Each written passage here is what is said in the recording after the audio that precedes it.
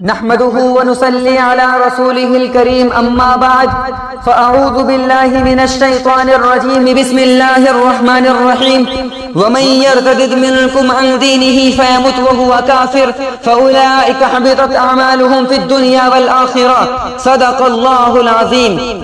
میرے عزیز بہنوں، آج کے اس پرفتن دور اور ناسازگار حالات میں عالم اسلام کے سامنے طرح طرح کے فتنوں کا چیلنج ہے، لیکن ان تمام فتنوں میں سب سے خطرناک اور سب سے بڑا چیلنج ارتداد کا فتنہ ہے۔ ہر شخص اس بات سے اچھی طرح واقف ہے کہ اس وقت پورے عالم میں ارتداد کی ایک لہر اور الحاد کا ایک سیلاب امنڈ آیا ہے۔ ہر آن اور ہر شان اس ارتداد فتنے کی خبر سوشل میڈیا پر گردش کرتی نظر آ رہی ہے، اور ملت اسلامیہ کی عزت ماں بیٹیاں بھگوا لوٹریپ کا شکار ہو رہی ہیں۔ فرقہ پرست تنظیمیں اور باطل طاقتیں منظم طریقے پر طرح طرح کے وسائل اختیار کر کے ملت اسلامیہ پر حملہ کر رہے ہیں، اور وہ اپنے باطل عقائد اور فاسد خیالات کے ذریعے بھولے بھالے مسلمانوں اور ملت کے نوجوانوں پر اپنا سکہ جما کر گمراہی اور بے دینی کی طرف دھکیل رہے ہیں۔ ان کے عقائد کو برباد، ان کی ایمانی حد کو پامال اور ان کی مذہبی عزت کو ختم کرنے کی کوشش کر رہے ہیں۔ سچ پوچھو تو ہم لوگ نگاہوں میں ہیں ان کی، سچ پوچھو تو ہم لوگ نگاہوں میں ہیں ان کی، جو ہاتھوں میں ہتھیار لیے گھوم رہے ہیں۔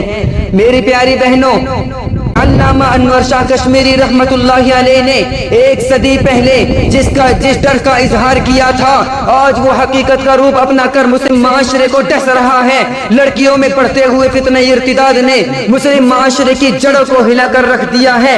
جس تیزی کے ساتھ یہ فتنہ مسلم بچے اور بچیوں میں پھیل رہا ہے، یہ غور و فکر کرنے کا مقام ہے، کیونکہ یہ فتنہ ایک ایسا زہریلا فتنہ ہے جو نہ صرف مسلم معاشرے کو ذلت کی جانب دھکیل رہا ہے، بلکہ اس کی وجہ سے آنے والی نسل بھی مذہب اسلام سے دور اور بیزار ہو سکتی ہے، بلکہ ہو رہی ہے۔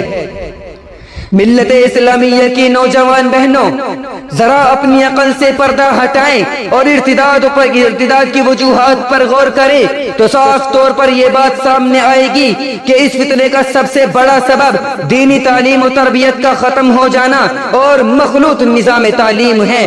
بلکہ کسی کہنے والے نے تو یوں کہا ہے کہ کسی بھی قوم کو ان کی فکر و عقیدے سے دور رکھنا ہے تو ان کی دینی تعلیم سے ان کا رشتہ کاٹ دیا جائے تو وہ خود بخود اپنے مذہب کی فکر و عقیدے سے محروم ہو جائیں گے۔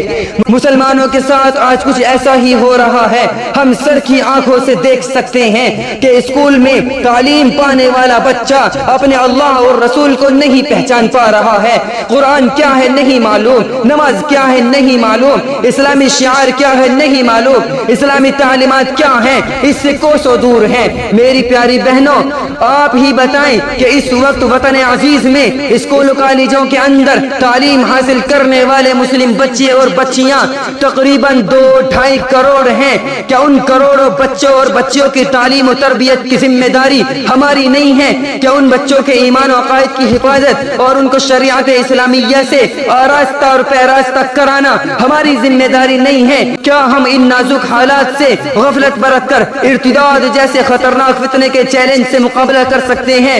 نہیں نہیں، ہرگز نہیں، بلکہ ایسے نازک حالات میں ہم سب پر یہ ذمہ داری آتی ہے کہ اس فتنہ ارتداد سے مسلم بچوں اور بچیوں کو بچایا جائے، اور اس کے لیے فوری طور پر مضبوط نظام تعلیم اور دوسری تدبیریں اختیار کی جائیں، اور اپنے مسلم بیٹیوں کو دینی تعلیم سے آراستہ کیا جائے۔ دوسروں پر بھروسہ کرنے کے بجائے خود اپنے بچوں اور بچیوں کو بچپن سے ہی مذہب اسلام کے متعلق بیدار کیا جائے۔